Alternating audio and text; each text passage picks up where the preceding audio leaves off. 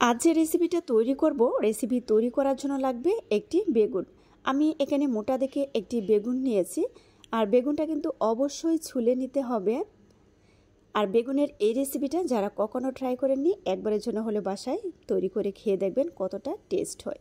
তো বেগুনটাকে ছুলে আমি এটাকে স্লাইস করে কেটে নিয়েছি।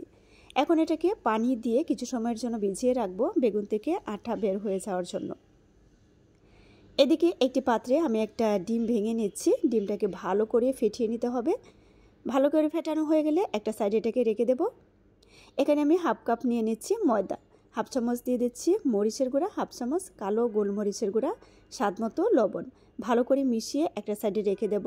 তবে গোলমরিচের গুঁড়োটা দিলে সুন্দর একটা ঘ্রাণও আসবে। তো এখানে নিয়ে নিচ্ছি হাফ কাপ পরিমাণ আমি ব্রেড ক্রাম্বস। আমি অরেঞ্জ ব্রেড ক্রাম্বস নিলাম, আপনারা সাদাটাও নিতে পারেন। এখন আমি বেগুনটাকে উপকরণগুলো দিয়ে মেখে নিচ্ছি। যেহেতু আমি ঝাল ঝাল তৈরি করব, তার জন্য হাফ চামচ দিয়ে দিচ্ছি মরিচের গুঁড়া, স্বাদ মতো লবণ। ভালো করে আমি এটাকে মিশিয়ে নিচ্ছি। তো সবকটা উপকরণ আমি একসাথে নিয়ে নিলাম, তাহলে কিন্তু কাজটা খুব সহজেই আমি করতে পারবো। প্রথমে আমি এক টুকরো বেগুন নিয়ে ডিমের মধ্যে চুবিয়ে এটাকে আমি ময়দার মধ্যে এভাবে গড়িয়ে নিচ্ছি। তবে চামচ দিয়ে এই কাজটা করলে কিন্তু আপনি খুব ভালো করে করতে পারবেন, হাতের মধ্যে লাগবে না। এখন এটা দিয়ে দিচ্ছি ব্রেড ক্রাম্বসে ভালো করে এভাবে কুট করে নেব। আর সেমভাবে আমি সবকটা বেগুন রেডি করে নেব।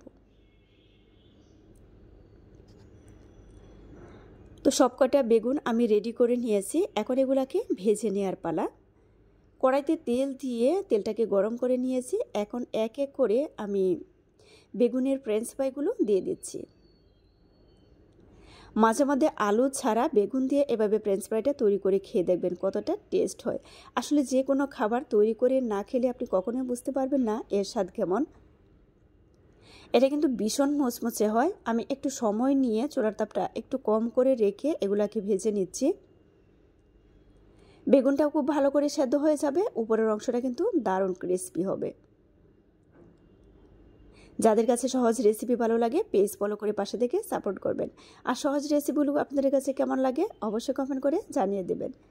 তো উল্টে পাল্টে সুন্দর একটা কালার করে ভেজে এখন আমি এগুলাকে নামিয়ে নিচ্ছি।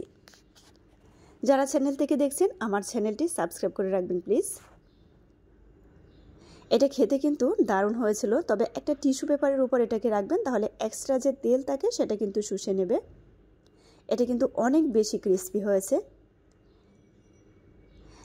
আর যখন আপনারা এটা সসের সাথে পরিবেশন করবেন, তাহলে কিন্তু একদম ভিন্ন রকম একটা স্বাদ পাবেন। তো ভিউয়ার্স, বিকেলের নাস্তা অবশ্যই তৈরি করে নেবেন। আর সস দিয়ে খেতে এটা যে কী পরিমাণ টেস্ট হয়েছিল আপনারা অবশ্যই বাসায় ট্রাই করবেন।